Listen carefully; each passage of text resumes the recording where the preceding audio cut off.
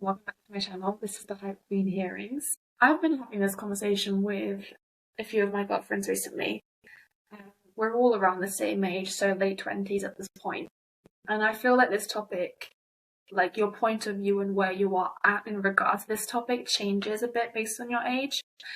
And it's all got to do with feeling sexy, women feeling sexy, feeling attractive, feeling hot. The number one thing that I thought of straight away was the connection between feeling sexy and being confident with oneself. Feeling sexy and knowing who you are.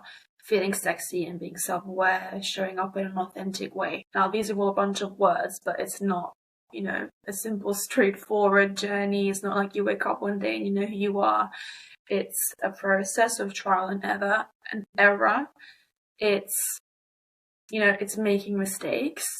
It doesn't even have to be abstract things. It's literally like trying on different kinds of clothes and seeing what you feel most confident in. It's trying things, seeing what fits, understanding if it's something for you, and then just owning those decisions. Because each time you own a decision, you get closer to knowing who you are, and then that correlates to you being sexy, to you being attractive, to you feeling and being hot. Do girls dress up for guys? Now, this is a question that I want to answer as carefully and accurately as possible. It really depends on how you feel about yourself, what stage you are at in your life in regards to the comfortability about you showing up as you, what that means, etc.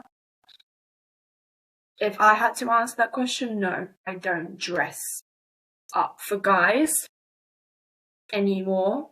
When I was younger, I can admit maybe I did dress not entirely to appeal to men, but partially to desire to get that attention from them. I think as you get older or as you mature more, and again, as you get to know yourself better and you feel more confident in yourself, you dress primarily for yourself and just because you desire to feel good. I actually asked a couple of my really good friends this question, and they both agreed. They both said, like, guys have to stop thinking that we're dressing up for them. Like, we're not dressing up sexy for them, we're dressing up sexy for us. And while there and then I did agree, and while I still do agree, I do think that, again, your age, your environment, your self-confidence, your self-love, all of that stuff does have a play in it. And it's okay if you've dressed up for guys before. It's okay if you've desire the attention. I'm not going to lie to you and say that it's not nice when, a guy in a respectful and hopefully gentlemanly kind of way makes you feel desired and gives you a bit of attention. But don't base your worth and don't base your whole outfit and your whole sexiness on that validation or that attention that he's giving you, because that's not it.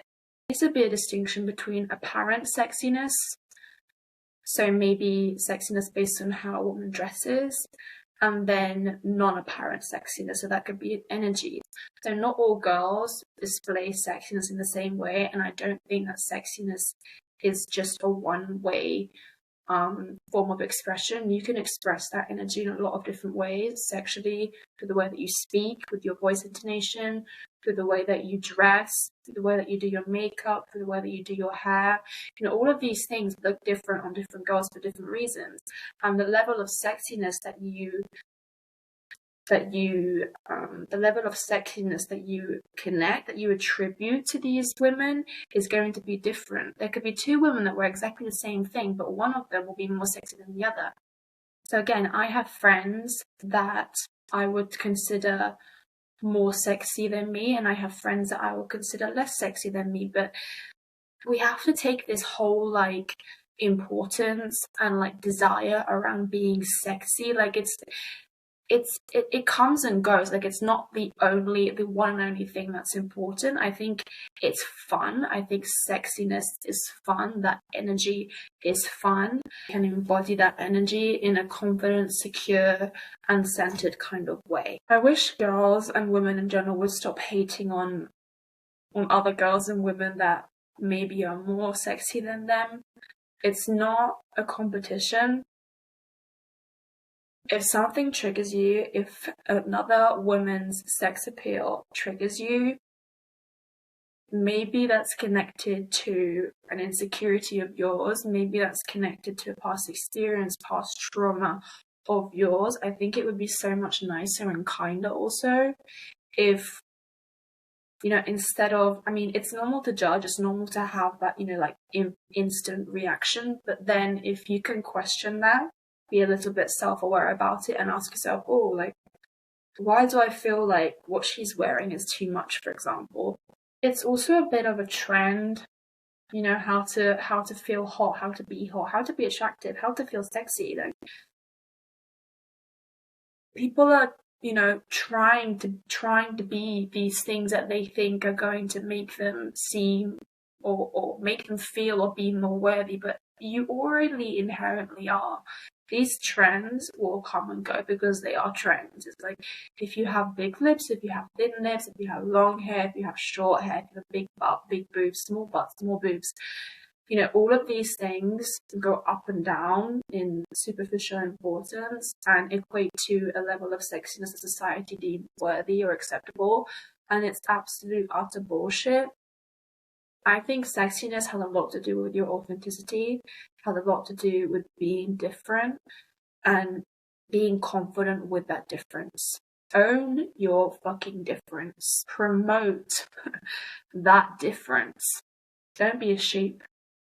Don't show up the way everyone else shows up. Don't dress the way everyone else dresses. Don't speak, act the way everyone else acts. True sexiness is being different. True sexiness is owning your authenticity, dressing, speaking, acting, being you and nobody else.